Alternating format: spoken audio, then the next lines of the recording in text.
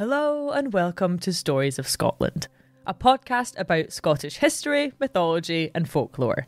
I'm Jenny and I'm feeling alive. And I'm Annie and I'm buried. Oh. As it's October, we are in full Halloween swing. And so in this episode, we are exploring the curiously copious amount of Scottish folklore around the subject of being buried alive. Oh, how jolly. We really went hard this Halloween, Annie. I think next year's going to be ghosts only. Just a wee content warning that this episode is pretty gross. There's going to be lots of death and corpses, so listen with care.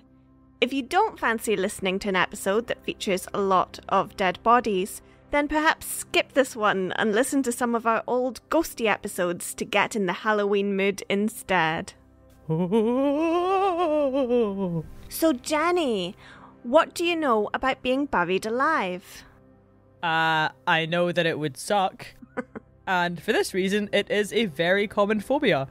And if we want to be official, which of course we do, then the fear of being buried alive is called Taphophobia. I feel like this is a very sensible thing to be afraid of, right? It speaks to such a primal fear. I think most people understand that about a century after their death, they will probably be forgotten, you know? After a couple of generations, you kind of just get swept into the archives. However, being buried alive is the kind of ultimate silent dismissal, because it means you've been forgotten whilst you're still alive. I mean, that's a bit meta for me, Annie. I'm just scared of it because I hate the taste of dirt. I don't know, Jenny. A bit of dirt on your turnip can do you good. Well, luckily for us, I think we're fairly far removed from the possibility of finding ourselves 6 feet under, alive, in a plush wooden box. But unfortunately for the folk of the past, this was a genuine threat. See, a few hundred years ago, when medical science was as murky as the peaty waters of Loch Ness, doctors could have quite a hard time discerning whether a patient was actually dead. There's plenty of illnesses that can really knock you out. They leave your breath a mere weak whisper, or make your pulse as faint as a ghost, and your skin cold to the touch. Without the knowledge to check for all the signs of the life, or an ECG monitor, you could very well appear deceased and in need of a good funeral. This adds a whole level of anxiety to the world. I can relate to not completely trusting authority figures, but I'm feeling very fortunate that I have no fear that upon my death, I'll obviously be dead, and that those in charge of deciding I'm dead will be able to do it very accurately. Well, this ambiguity of life and death meant that a lot of stories developed around the resurrected. The people who were thought dead and then buried, only to awake in their coffins in a bit of a panic. But don't get in too much of an undead fluster, Annie, because there is a lot more folklore about people being buried alive than any actual cases of it. Probably because of good old Taphophobia. Over the millennia, many places around Scotland developed legends about such grim circumstances. And these stories offer a fascinating insight into the people's belief around life, death, and the in-between. Just a note that whenever you say taphophobia, I think of salted taffy. So do I. It sounds like someone's scared of taffy, which is straight up not okay. Other than if you have a lot of crowns, because they do whip out a filling real easy. Well, away from that delicious salted taffy and back to the taphophobia. Let's start with one of the older stories. It is set around 1500 years ago and is a mixture of religious history and local folklore. This is the story of Saint Iran and one of the strangest buried alive cases that we've come across. Our tale starts in the middle of the first millennium, 563 Common Era to be exact. One of Ireland's most influential go-getting saints has just arrived on the shores of the wee Scottish island of Iona. And you best believe he wants to build an impressive monastery here. We're of course talking about St. Columba, but Columba is not alone. On Iona's shores with him are 12 very religious men who are going to help convert the Scots to Christianity. 13 men on an island. Whew, this is like the next season of Naked and Afraid. Naked and saved. Naked and not afraid, for he who hath fear hath the devil in his heart. No, Jenny. These are Christian missionaries, and they are definitely clothed. Columba is very enthusiastic when it comes to establishing his presence. And his little group decide that they should waste no time. They quickly commence their mission of building a grand monastery. However, their plans swiftly turn to ash. For as soon as they begin, they're immediately struck by unforeseen, eerie obstacles. When these holy men try to dig the foundations for the building, no matter how hard they dig, the ground will not yield to their spades. The rocks they move feel far heavier than they look, as though they carry a completely different weight. But the major sign that the devil's work was at play happened each day when work was finished. As the sun set, these exhausted holy men would leave their site and sleep heavily through the night, leaving not a soul on the building site to witness what was happening. But each morning, when the men rose from their slumber to start their work again, they would find that everything they had worked on the previous day had been undone. The slow and steady progress that they attempted was inexplicably returned to as it was before. The turf was undug, the stones were unmoved, all of their building was made to ruins. The men were baffled and confused. It was as though the land was cursed. Everything they made crumbled. And so they did what holy men do best. They looked to the heavens. Columba prayed to God for an answer, for a solution. But as he prayed, his head bowed in reverence, he peeked open an eye and looked around him. He could not help but admire the nature which they disturbed with their work. He saw a young sapling oak tree growing in the shadow of a decayed stump. And that is when he understood what God was trying to tell him. The only way they could move forward with their sacred construction was with a dreadful yet powerful sacrifice. And so Columba gathered his 12 companions and explained, "Our roots will not grow here. Life will not begin here, unless it has death as an offering. Our connection to this land must begin below the surface. So I ask that there may be one amongst us who is willing to descend into the earth, to sanctify this island for all who come next."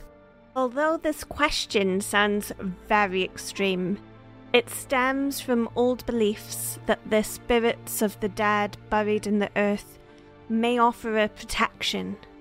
And for Iona, we think the monastery destruction is coming from a possible demon of the island. One of Columba's 12 accomplices, a man named Oren, was profoundly moved by this speech and said, I volunteer as tribute." Oren solemnly offered himself to be buried deep in the earth so that the monastery may stand. He freely gave the ultimate sacrifice to his community and to his God. Yet his brothers were distressed by his choice. They were torn between their duty to their sacred mission and for their love of Oren. He was great crack. No one wants your best member getting put underground. Ultimately, Columba decided that God's wish was clear, their path ahead was set, and that burial was the only solution. And so, at the crack of dawn, all of the brothers set about digging a grave for Oren.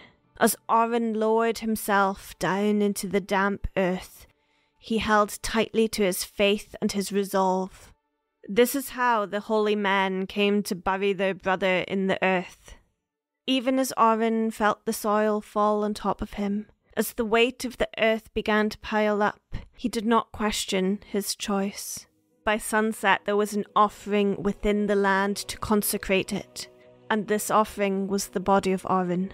Arwen was as close to death as he possibly could be, and the folklore tells us that whilst he was buried, his spirit embarked on a journey into the afterlife.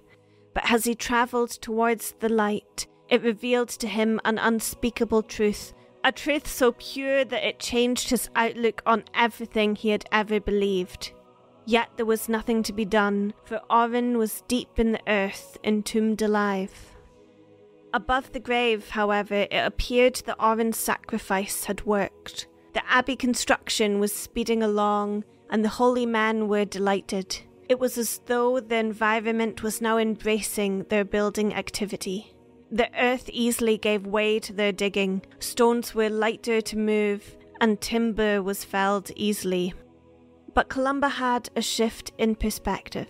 Despite understanding the ultimate gift that his dear friend had given to God, and celebrating the rapid progress of the monastery, Columba dearly missed Arwen. 3 days passed and Columba's resolution broke. He decided that he must lay eyes once more on the face of his surely deceased brother. Just one last glimpse could not hurt, and so Columba dug up the fresh soil from Arwen's grave. But as he dug deeper into the earth, he was unnerved by signs that Arwen still may be alive. Columba called his followers around, and together they gently swept the dirt from Arwen's face. Their brother lay there peacefully, like the dead. But they were shaken to their cores when they saw that Brother Arwen was still breathing. 3 days buried underground, who could survive this? That's when Arwen's eyes fluttered open, and he fixed his gaze up at his brothers who had previously entombed him, and had now released him from the earth's embrace. Spitting soil from his mouth, he was now free to speak about the discovery he had made within the afterlife. With a voice of thunder, Arwen exclaimed, "There is no profound mystery of death. There is no great wonder in heaven, and no great terror in hell." When you've just dug up your friend who you assumed was dead, this is not what you expect them to say. Especially when you are all part of the same Christian community whose beliefs are firmly based on a shared vision of the afterlife. Very relatable. This has happened to me countless times, Jenny. What do you mean there's no turnips in heaven? That would actually be a deal breaker for me. I'd be like, send me down, get me on that nippy shoot to hell. You get there and it's just all of my carved turnips. I'd be like, what's up, gang? Reunited at last. Here was Arwen, freshly exhumed, explaining to the holy men who had buried him that God was not what anyone had imagined, and neither heaven or hell was as they had thought it to be. He's come back an atheist. I don't believe it. How's that for a plot twist? He's not an atheist as such. He's just adding a lot of nuance to the conversation. Arwen is challenging Columba and the holy men that their interpretations of the afterlife were wrong. And this makes it almost more interesting, I think. However, Columba and his followers were certainly not expecting it. They suddenly found themselves looking regretfully at their old friend, scratching their heads and questioning. Did we just mess with unseen forces that we don't fully understand, if at all? This man has been closer to heaven or hell than any of us, and if what he says is true, then... They were caught in this surreal situation where their buried brother Arwen has thrown a complete curveball for their understanding of the universe and their place within it, and their God's place within it. It's marvellous. But it's also really scary, because what on earth are these brothers going to do?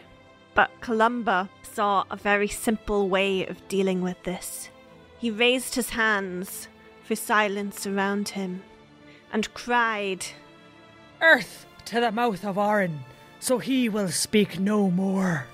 And so, after Oren had spoken these words of a heretic, Columba and his holy men immediately took up handfuls of dirt and threw them back into the grave.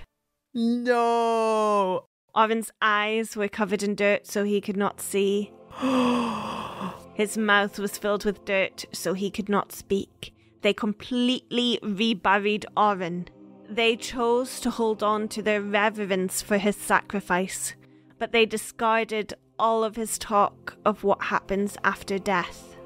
As much as they are burying Oren's body, they're also putting his heresy and his new ideas that he offers them about the afterlife deep into the earth with him, where it won't bother them anymore. I actually can't believe this.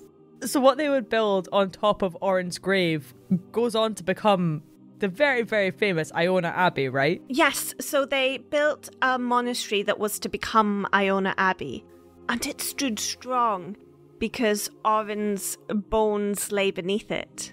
Dang. But Oren had not died in a way that he had intended to, and had not given Columba the foundation he expected. Because though Columba then has a great foundation for the building, he's had his foundations of his very religion questioned. And of course, Columba always gets the credit for this truly astounding abbey. But it's poor Oren that sacrificed his own life and was then killed for his beliefs when he had that wee window of reconnection with his brothers. However, there is a gorgeous wee chapel in Iona dedicated to Saint Oren, and the grounds around it, named Relic Oren, became a burial place for chiefs and kings. So Oren is surrounded by those who wielded great power in the world, and I think he really fits in with them, because what greater power is there than the words from the dead? I mean, your friend's not all killing you is pretty great. Yeah, I mean, there's that. We'll have to revisit St. Oren's Chapel when we do a proper episode on Iona Abbey, because it's a place with a lot of stories of its own. And then let's just circle back to burial. St. Columba was originally buried in the island of Iona, the same abbey that he and his monks had built. However, these types of religious buildings became targets for Viking raiders in the later part of the first millennium. And so St. Columba's bones were eventually dug up in the 9th century, and they were mostly returned to Ireland. However, St. Oren's bones were never again disturbed. He remained in Iona and will be in some form within that land forevermore. Ever since I read these stories of Oren's burial, I keep thinking about it and the astounding questions that they raise about truth, belief, and burial. And friendship, because you can't trust some snakes. I don't think it's that easy, Jenny. I think it's pretty cut and dry. Your pal's alive, and yeah, sure, he's spouting some new age nonsense, but that doesn't mean you have to bury him for it. Give the guy a chance. Hear him out. I think that it's almost a metaphor for the faith we have in anything. And there's always going to be a question, isn't there, that we need to bury? For me, this story of Oren's sacrifice completely changes the whole nature of the monastery on Iona. Someone willingly getting in a grave as a martyr is a very different tale than if they've been buried alive to keep them quiet. I don't know, I just can't shake the feeling that these monks are like the mafia or something. I can't think of another group who would so quickly bury a friend whose speech they didn't like. Just imagine how poor Oren felt. Oh my word. Oh, I'm alive. I'm being exhumed. Oh, hey, my brother's under God. It's y'all. I have this amazing news from the other side, and let me tell you, it's going to blow your minds. and then the shock on his wee face when they just choose to rebury him. I am outraged for poor Oren. Team Oren, let's go. This might be really cynical, but I feel like there's still people nowadays who would happily bury ideas that they don't like on a Scottish island.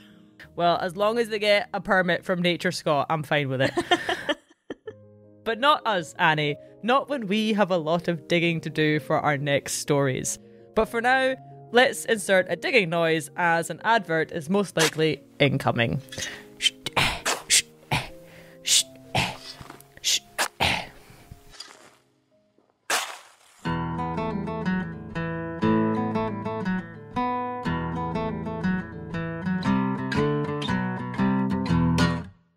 I hope that whatever company that was enjoys our Buried Alive episode.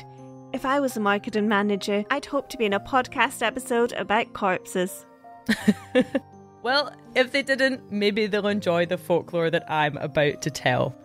This story actually came from a query we got from a listener who's an organist in America. He found a surreal little bit of folklore from North Carolina, which has roots in Scotland, and he emailed to ask us about it. I love it when listeners find something really spooky and think, I should tell stories of Scotland about this. This tale is called The Baby Born to a Corpse, which I have to say is definitely on the more disgusting side of folklore titles. But I don't know, I don't hate it, it's got my attention. It's like clickbait. It is, this is like folklore clickbait. But soon we shall see just how the story got its name, and if the title was worth it. Let us return to the streets of a small town in 1740s Scotland, where a lovely woman named Mrs. Lindsay found herself in an awfully dire situation. A few weeks prior, she had fallen ill, but instead of recovering, she had steadily become sicker and sicker. She was terrified that whatever this illness was would take her life. But to her horror, what happened next was far worse. One day she went to sleep, and although she woke up, her body did not, for she had fallen into a deep coma. Despite her mind still buzzing with thoughts and fears, her body gave all the appearances of being deceased. She was as white as milk, cold to the touch, silent and still. All who saw her assumed that the illness had taken her in the night, and that her final breath had passed through her blue lips. As the mourners walked by her open coffin, her devoted husband wept by its side. He clasped her cold hand and kissed the stunning wedding ring upon her cold finger, until finally the coffin was sealed, and the sparkle of the ring was extinguished. The husband, watching his wife be lowered into the earth, knew that they would be wed in the afterlife as they were wed in the realm of the mortals, for their love was everlasting. She may be buried, but their love was not. As the mourners left the graveside, Mrs. Lindsay was left to join the other souls of the graveyard, resting in eternal slumber. Yet something stirred out of place, for greed knows no rest. That night, hallowed ground was to be desecrated, and Mrs. Lindsay's deathly doze was to be disturbed. For a most evil shadow descended upon the cemetery as two grave robbers prowled between the headstones. These foul men had been present at Mrs. Lindsay's funeral, and they had seen the glinting ring upon her cold finger, and now they were looking for her freshly sealed grave. They knew that Mr. Lindsay must have travelled all the way to Edinburgh to purchase such fine jewellery for his wife, and so the grave robbers justified their heinous crime by telling themselves that the wondrous ring would be better served re-entering the world of the living than lingering 6 feet under with a rotten corpse. When they finally found the fresh grave, they began to dig. In secretive silence, they plunged their shovels into the earth and exposed their very own lack of moral fibre. Intrigued by the action, every ghost around came to watch the show. Their whispers rustled through the leaves, warning that something wasn't right. Eventually the grave robbers hit the wooden top of the coffin with a dull thud, and they pulled off the lid with a loud crack. There lay Mrs. Lindsay, as pale as the moonlight that illuminated her, peaceful in her grave. One of the robbers grasped her cold hand and tried to prise the wedding ring from her finger, but the ring would not budge. His friend tried next, tugging at the ring with all his might, but the ring was dainty, and Mrs. Lindsay's fingers were thick, and so it didn't move a millimetre. The robbers looked at each other in quiet frustration, but quickly figured out a simple solution. If the ring wouldn't come off the finger, they would simply take the finger off the hand. One grave robber unsheathed his knife. He had no qualms about this dastardly act, for this wasn't the first time he had sliced up a corpse. The robber began by making a small incision at the base of Mrs. Lindsay's finger, but what happened next froze him stiff. Because although her hand was cold, as his knife broke her skin, a warm droplet of blood oozed out. Even a very uneducated grave robber understands that dead and buried bodies don't bleed, and so he immediately knew that something was very wrong. But, throwing caution to the wind, the robber cut the finger with all his strength. But at this, the woman's eyes flew open and she sat bolt upright, shrieking in the robber's face. Both grave robbers screamed in fear at the apparent resurrection of this bejewelled woman and clambered from the grave. The robbers abandoned their shovels and tools on the ground and ran as fast as they could from the crime scene.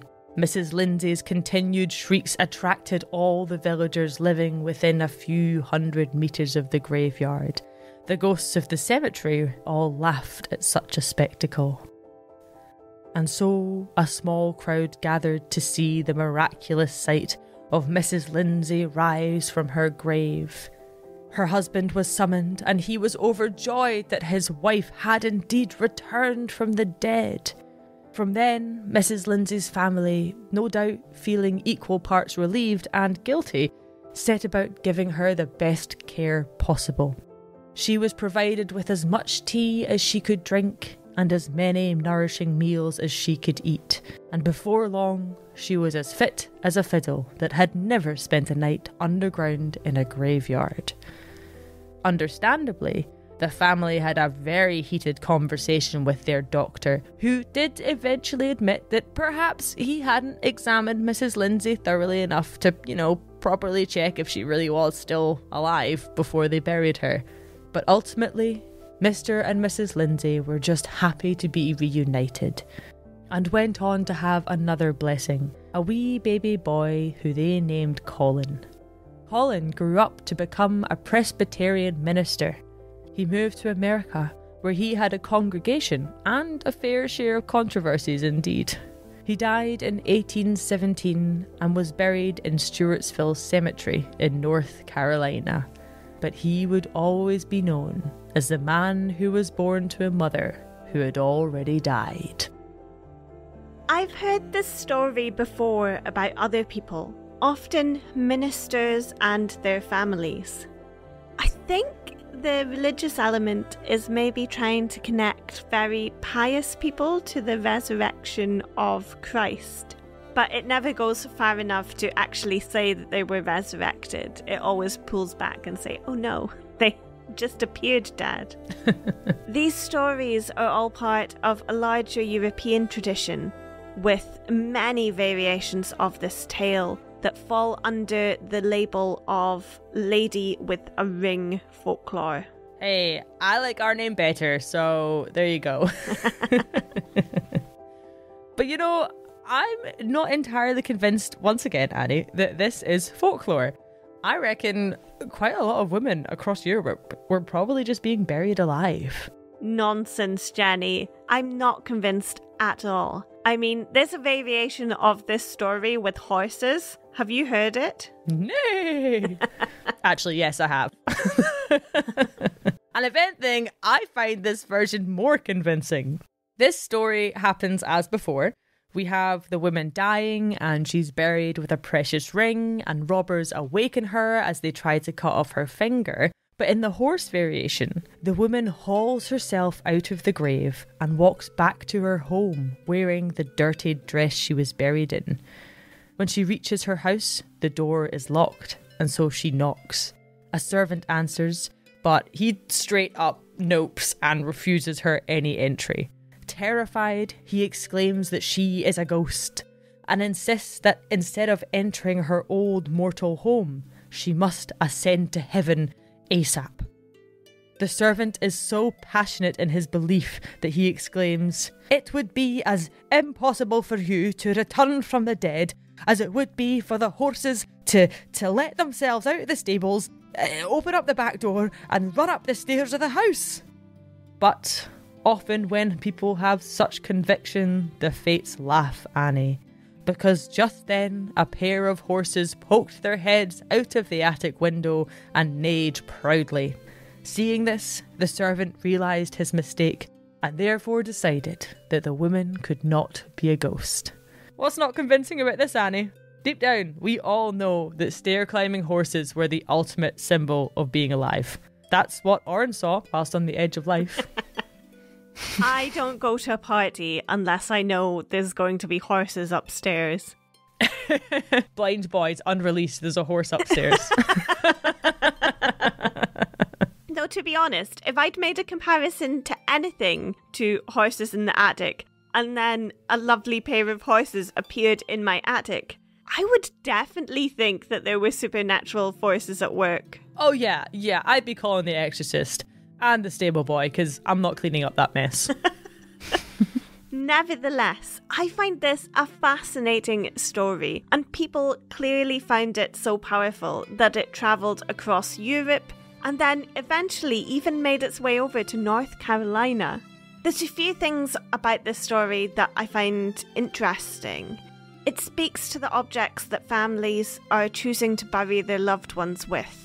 The ring in this story isn't just a simple piece of jewellery, but it's a conduit of life. Her ring is something that can't be taken from her, just as she herself can't move on from the world of the living to the world of the dead. It's a bit of a rebellious tale, if you think about it, both in the refusal of death and also the difficulty yet perseverance of those horses climbing those stairs. That's not easy with 4 long legs. And they were narrow, windy stairs. You know they were. This is back in the day. Staircases were rickety. When researching this story, I actually started looking at a lot online about horses climbing stairs. So they can't climb steep stairs. Okay. But if you've got a kind of just a steady incline and the stairs are far enough spaced apart, they can do steps, really, I think is what horses can do. Okay, yeah, I think you may just have debunked this entire folklore with that one fun tidbit. But they can't completely climb the stairs. Yeah. In short, it is hard to get a horse into your attic. Yeah. But if you've constructed your stairs with horses in mind, it is possible. All right, keep that in mind, anyone who's got enough money to build a house these days. And then join our Patreon.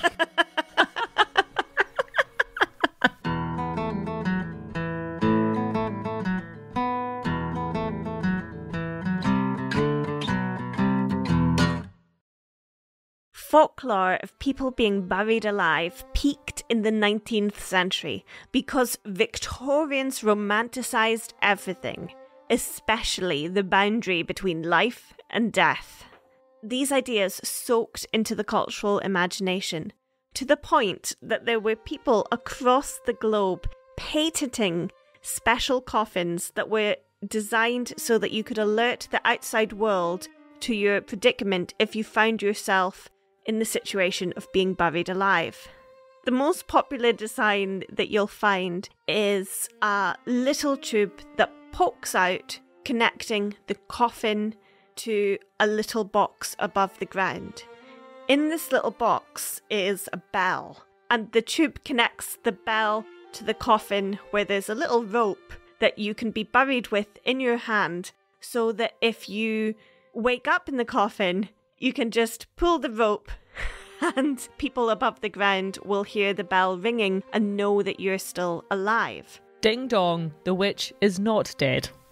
However, whilst these coffins were drawn up as plans and have been spread broadly across the internet, they weren't really used. Based on this episode, Annie, it sounds like a fair few people regret not using these coffins and having a handy little death bell. Well, it wouldn't have helped poor St. Oran, would it? Can you imagine him stuck underground just ringing his bell? You just know they cut that wire immediately.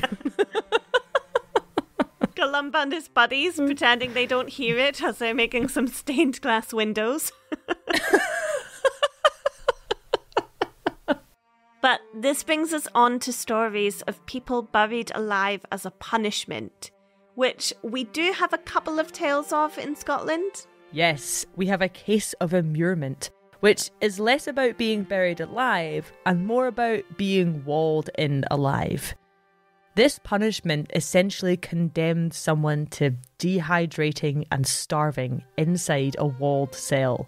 And we also see it pop up in pop culture quite a lot, in like vampire or monster films when they have a dangerous immortal creature they can't control or kill, and so they just build a wall around it to keep it caged in.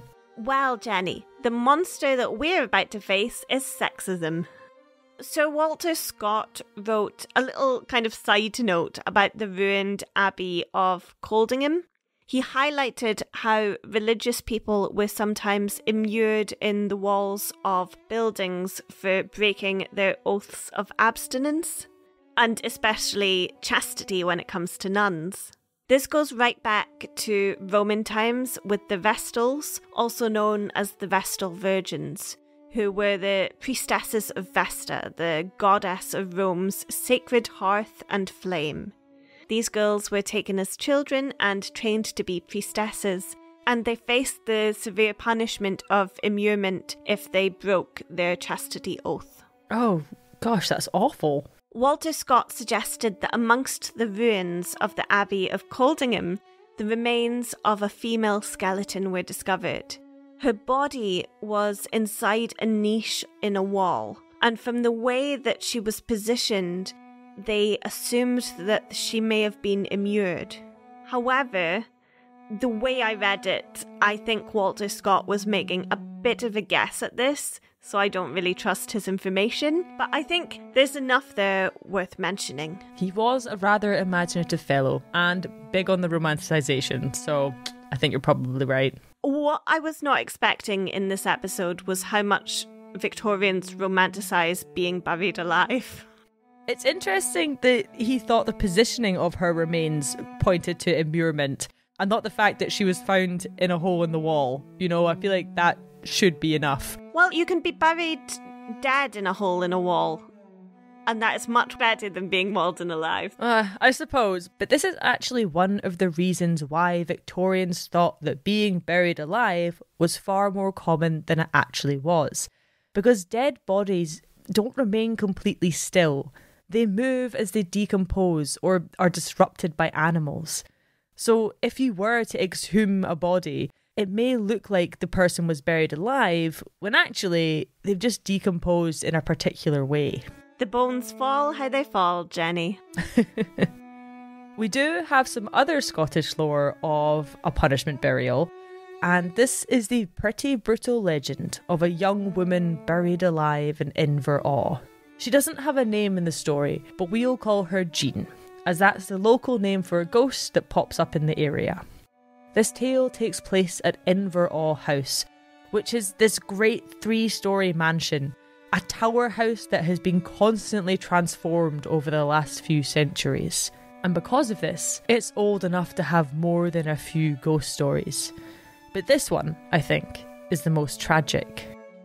Many generations of the Campbells of Inverall have lived in this mansion, nestled in Argyll above the rolling currents of the River Awe. It was a place fine for the follies of the rich, hunting the wild stag and fishing the wild salmon.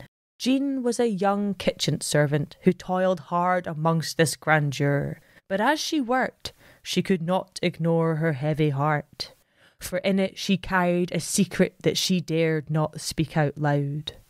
However, our most precious and dangerous secrets are often the ones that find a way to make themselves heard.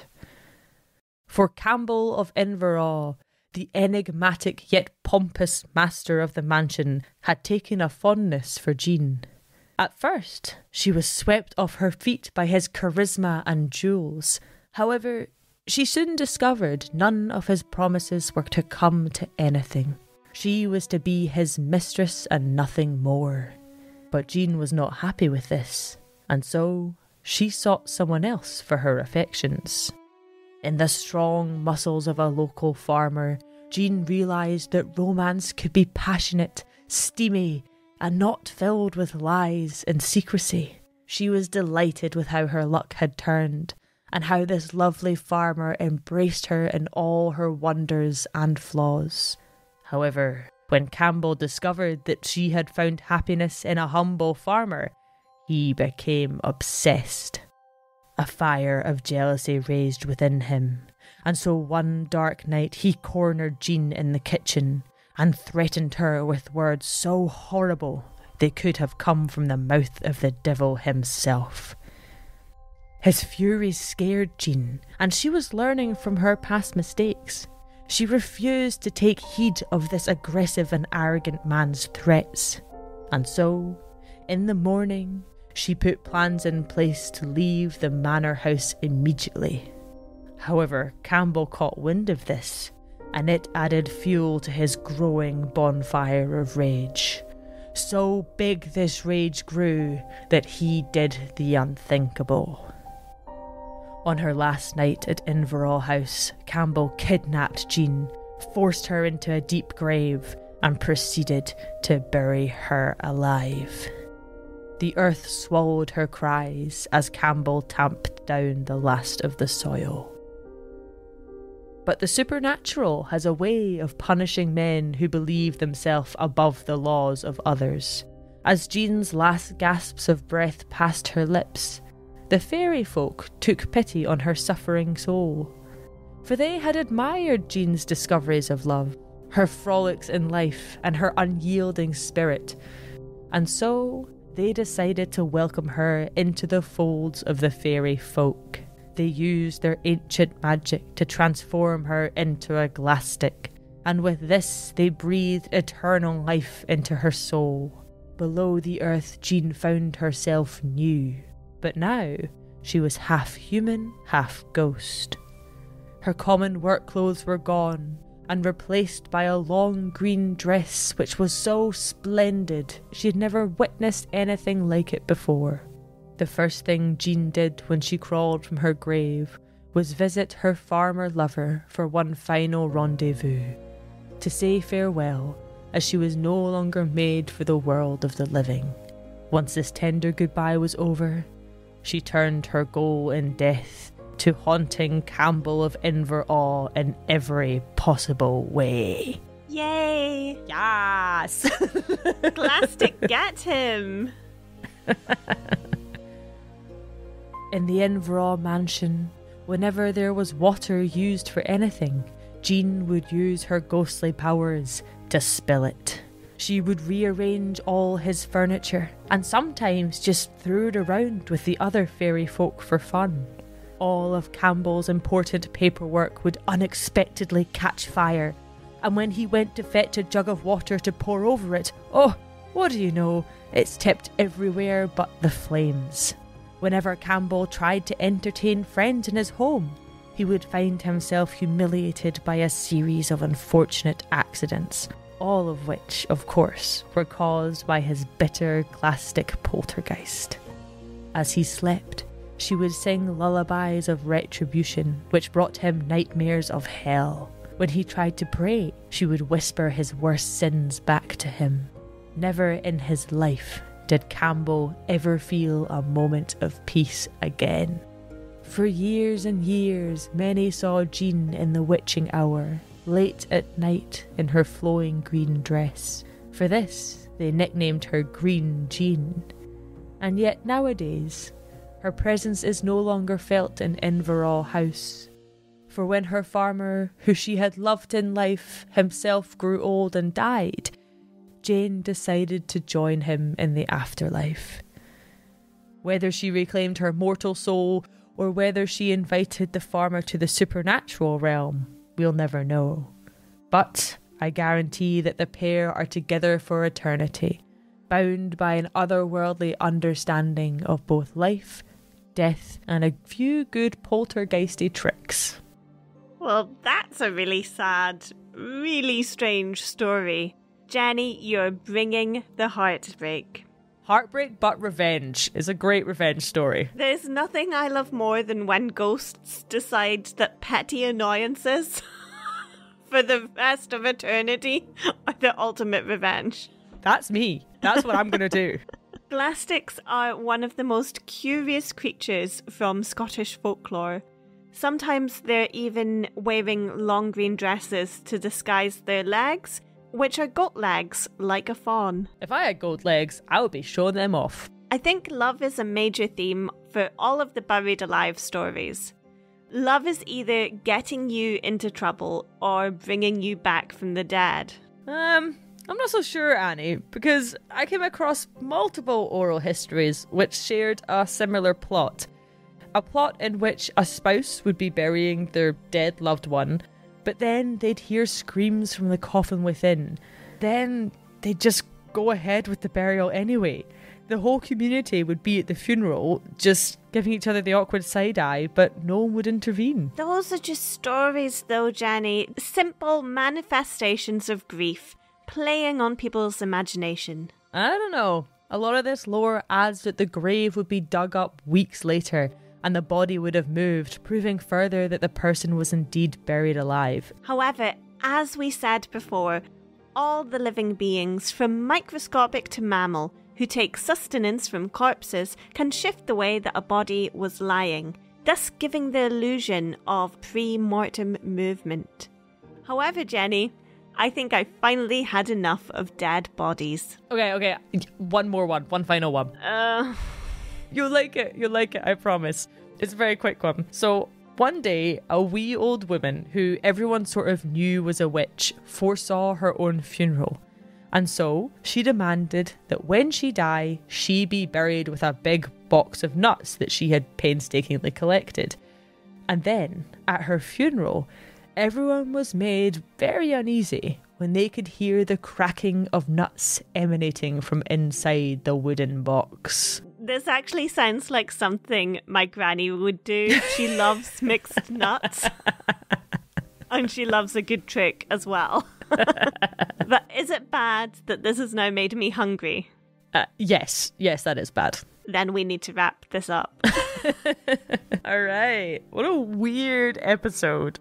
Thank you all so much, dear listeners, for joining us on this journey through the legend and lore of the eerie tales of those unfortunate enough to have been buried alive. I don't know about you, Annie, but for me, it's unearthed a previously unknown primal fear of taphophobia, so I'm not entirely sure I'm going to be able to bury that again. But I suppose that is what Halloween month is for. Exploring the mysteries surrounding death and the beaded curtain that separates it from life. Indeed, Jenny. Whether it's St. Oran buried in a sacrifice that would lead to an unexpected revelation, Mrs. Lindsay, who found a spooky second chance at life, or poor Jean, who underwent a sinister and supernatural experience post-mortem. Each tale helps us jiggle the beads of that curtain, the fears that have been interwoven with death throughout history. I think this is the worst bit. Seeing how these stories, as horrible and unnerving as they are, actually cast a light on our human experience. No thanks. I'd rather just bury my head in the sand. I'll carve a stone for these dreadful puns, Jenny. But I suppose the reason that these tales were, and are still so popular, is that they are a reminder of the inescapable dance with death that we all must face. Here's just hoping that it's a dead and buried dance, not an alive and buried dance. And I guess they're also about the flicker of life too. such as a box of nuts to snack on in the grave. May you take your nuts all the way to the afterlife, Jenny. Oh, believe me, Annie, I am packing bags of trail mix for that long walk into the afterlife. Well, as we draw the beaded curtains on this chilling episode, I think that this Halloween, I'm just glad that my deceased ancestors are slumbering peacefully in their graves, nibbling their nuts forevermore. As always, dear listeners, thank you so much for joining us, especially when we enter these dark yet fascinating corners of Scottish history. We hope we've not been too weird for you in this episode. Thank you all so much for listening. If you are enjoying our show and appreciate this podcast, then why not consider supporting us on Patreon? By becoming a patron, you not only help us sustain the podcast, but also gain access to ad-free episodes and bonus content. Your support is what keeps us going and enables us to continue producing the content you love. If you join our Patreon community today, you become an integral part of our podcast journeys. We truly value your support, and together we can keep this spooky train rolling. Choo choo choo all the way to next Halloween. Thank you so much to all our patrons, both new and old. Until next time, keep yourselves above the ground. Slanjava. Slanjava.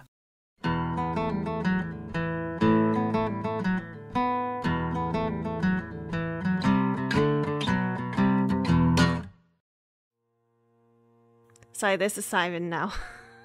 Just waiting for that siren. That's the devil's work. It is the devil's work at play.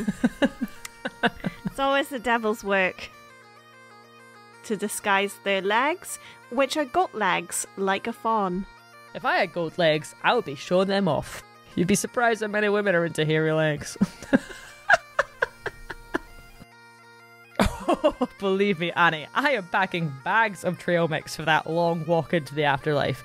I'm gonna have peanuts and cashews, almonds, M&Ms, walnuts, ooh, a good macadamia, desiccated coconut, a smattering of raisins, but not too many. Sultanas can actually go to hell, they're not coming along, but both white and milk chocolate chips can get in there. Dried mango, let's go. Ooh, and dried cranberries, yeah, I'll take a handful of them too. Can you make a generic ghost sound there? Oh. It was a place fine for the follies of the rich, hunting the stag, fishing the salmon, and burying women. Sorry, Jenny. My sound cut off just for a sec, so I came back in at burying women, but I'll take it that you're following the script perfectly from before that.